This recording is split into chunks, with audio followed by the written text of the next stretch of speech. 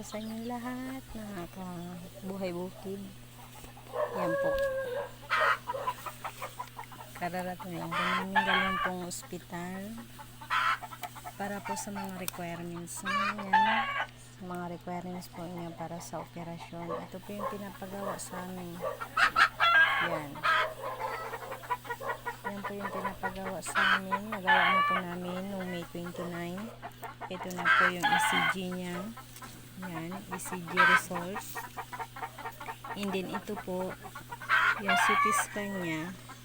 Yan, nilakad po namin para makahingi po ng tulong. Wala po kaming binayaran. Yan po, nasa 6,160.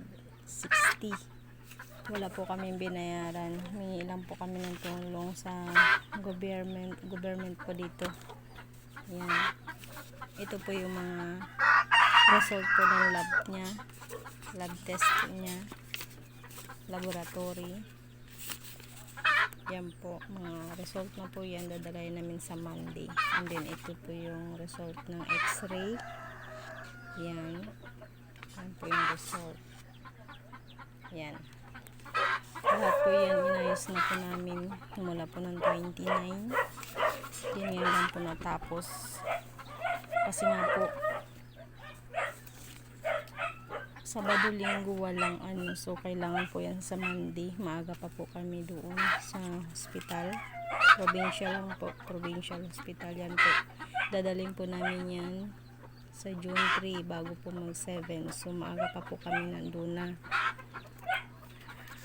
Bago po yan, na-detect po yan siya kasi may kidney. Yan po yung kidney niya. Yan po yung bato. Malaki na po yan.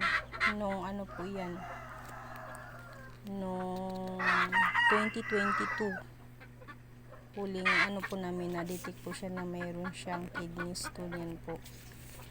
Yan. Matagal na po yan siyang gustong operahan. So ayaw niya po magpa-opera kasi na ano po siya, na matagal po siyang makakapahinga, hindi po siya makakapag-garden. Yan.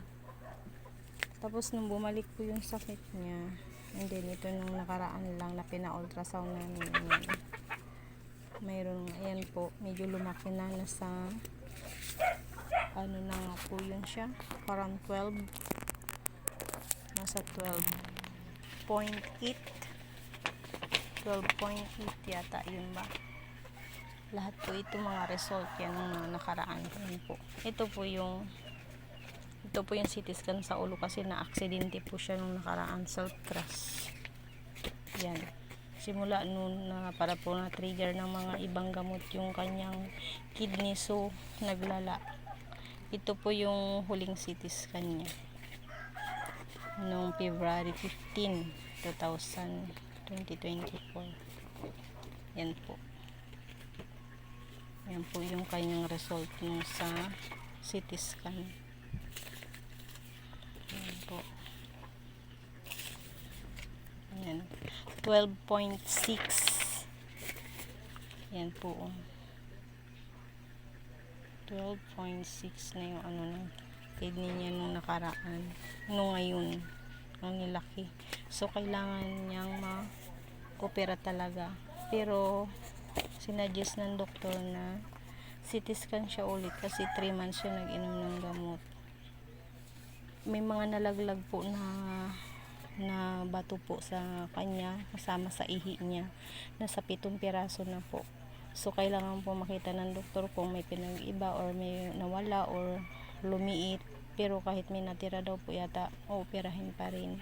So kaya pinipray ko po na sana wala na nga pong natira, nadala na po ng gamot na 3 months po siya nag-inom ng gamot.